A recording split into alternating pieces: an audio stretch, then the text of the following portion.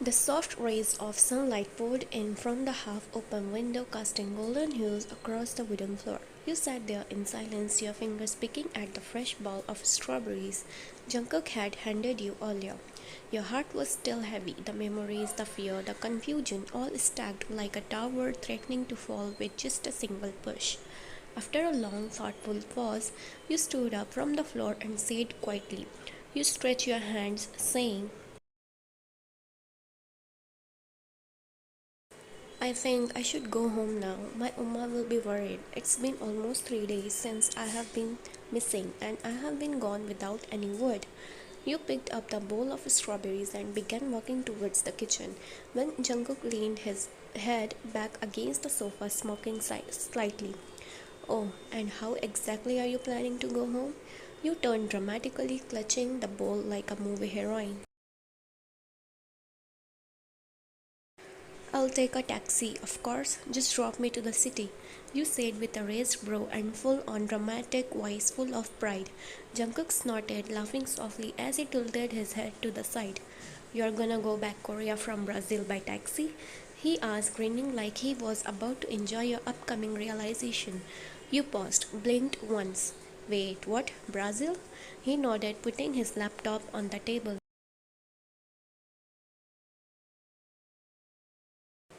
Mm-hmm. You're not even in Korea right now. He said it so casually, like it was just another fact, like saying the sky is blue or the floor is made of wood.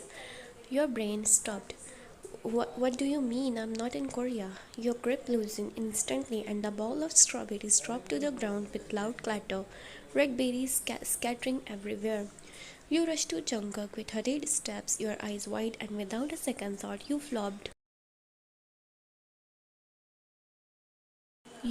down right beside him, so close that he visibly froze, his breath hitching as your shoulder brushed against his chest. You're joking, right? Right, tell me you're joking. You whispered rapidly, your voice rising in pitch as panic started to crawl into your veins. He coughed awkwardly, trying to ignore the fact that your face was way too close. I'm not. Calm down. Just calm down, alright? But how? When I don't remember getting on a plane. I hate planes. I would have remembered, Mr. John. Your voice trembled as you looked at him with frantic eyes.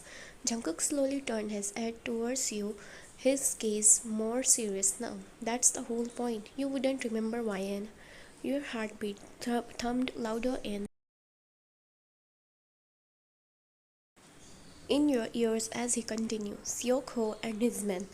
They have been doing this in multiple countries. They drug girls, the drugs they use, it knocks a person out for 2 days minimum.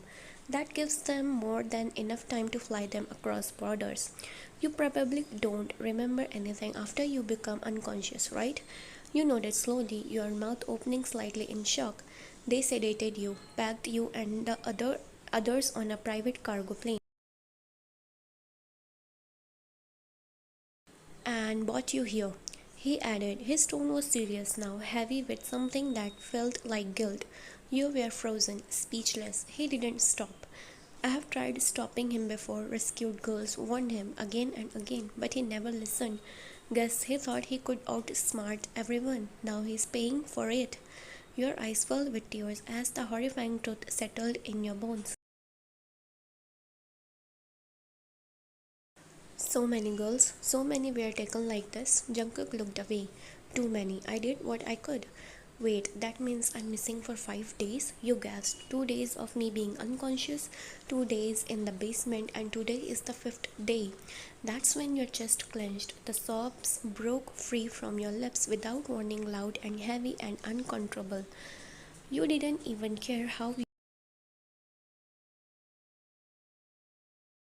you sounded. You were scared, overwhelmed, and completely heartbroken for the girls who weren't as lucky. I can't believe this. This actually happened to me. I was taken to another country without even knowing. You sobbed harder, your shoulders shaking violently. Jungkook blinked at your messy face, your teary nose, and your loud hiccupy cries, and then he burst out laughing, full on, chest bouncing, hand on stomach, can't breathe type of laughter. You stopped mid sob, glaring at him.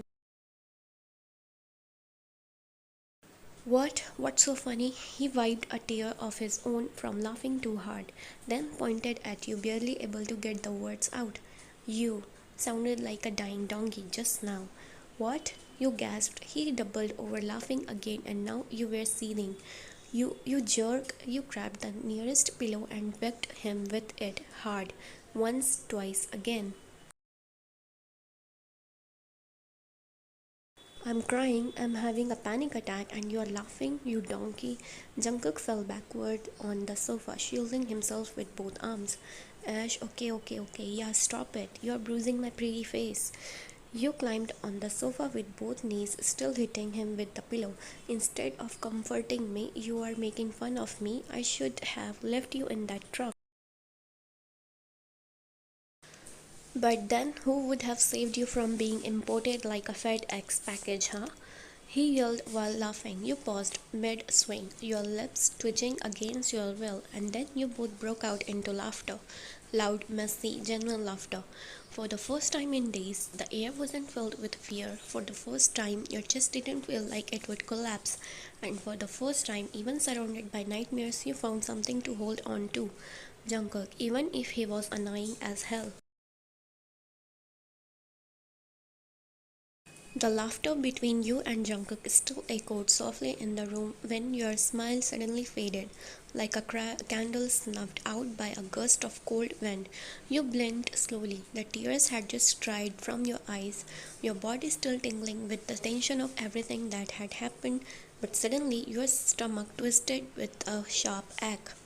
Wait, you whispered, breath catching in your throat. Oh ma. Your hands flew to your mouth as the realization hit you like a punch to the gut. It's been 5 days, 5 whole days, 5 days of nothing, no call, no messages, not a trace of you. Your heart dropped into the pit of your stomach. She must think I'm dead. You stood up abruptly, panic rising again, your mind racing 1,000 miles a second. Jungkook looked at you concerned. Mr. John, I need to call her, please. Can I use your phone? He nodded without hesitation. Already pulling his phone from his back pocket, he unlocked it silently and handed it to you, the soft click of the lock screen sounding deafening in the quiet room. Wait, before you call, I want to tell you that don't reveal anything from here. You looked at him, twitching your eyebrows. He was smiling at you, but you found it kinda creepy. I mean to say, just tell her that you're safe here. Don't reveal my name, okay?